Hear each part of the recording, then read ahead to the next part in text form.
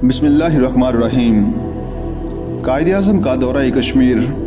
बानी पाकिस्तान के दौरा कश्मीर की यादें। जनाब के.एच. खुर्शीद साहब लिखते हैं कि 17 जून 1944 ईस्वी को श्रीनगर की जामिया मस्जिद से मुतसिल मुस्लिम पार्क में मुस्लिम कॉन्फ्रेंस के सालाना इजलास में कायद-ए-आज़म ने शेख अब्दुल्ला को बेनकाब कर दिया।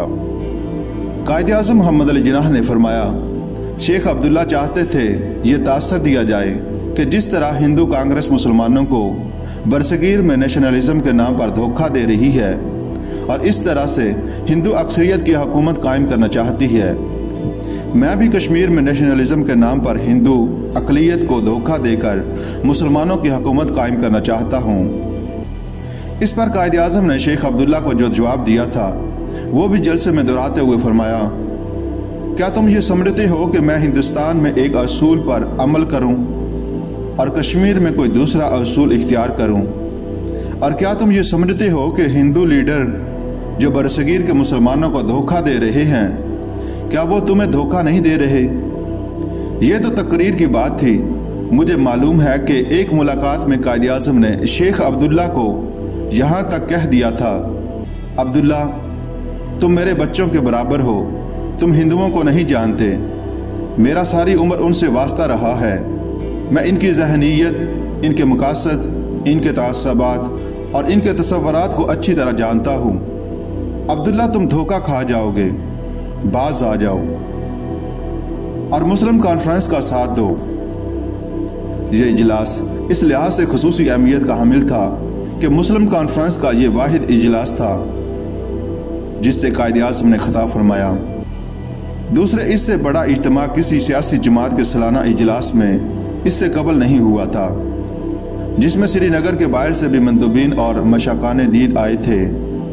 पुंछ, मीरपुर, मुजफ्फराबाद, गिलगित, जम्मू, लद्दाख और सूबा कश्मीर से भी लोग आए। अखबारात की इतलात के मुताबिक 1 लाख अफराद इसमें शरीक हुए। कश्मीर की तारीख में पहली बार किसी जलसे में औरतें भी शरीक हुईं। इनकी तादाद 1000-2000 के दरमियान थी और इनके लिए पर्दे का इंतज़ाम था। ये भी इतला थी कि श्रीनगर के तमाम सरकारी मुलाजिम मुस्लिम पार्क के इर्द गिर्द प्राइवेट मकानों में कायद-ए-आज़म की तकरीर सुन रहे थे। इसका तासर इतना गहरा हुआ कि बहुत सारे ढल मिल यकीन और गैर जानबदार किस्म के मुसलमान पाकिस्तान के हामी बन गए।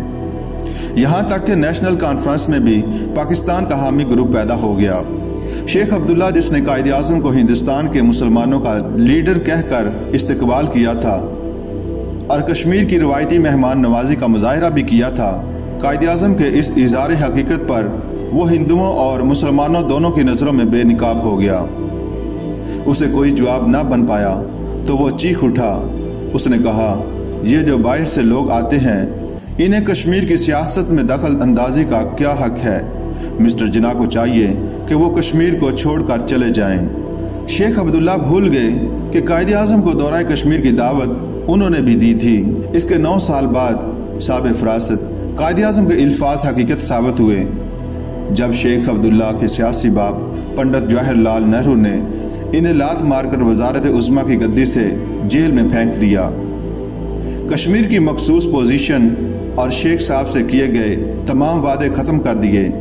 भारतीय आइन की खास दफ़ा 370 के तहत कश्मीर भारत के public service commission, supreme court और आइन साज असम्बली से बाहर था। इसका परचम, तराना, ज़बान और रेडियो भी भारत से अलग था। नेहरू ने इस दफ़ा में तरमीम कर दी और यहाँ से भारत का ये राग शुरू हुआ कि कश्मीर इसका अटूट अंग है।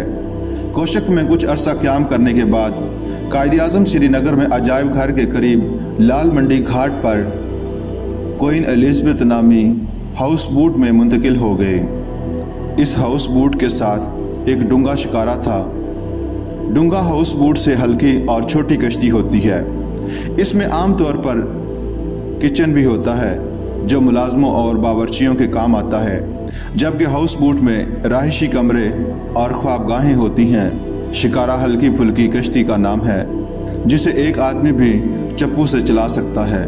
ये अमूमन शाम को हवाखोरी और दरिया या झील की सैर के लिए होती है, जबकि हाउस बोट को खींचने के लिए 6 से 12 हांची चाहिए।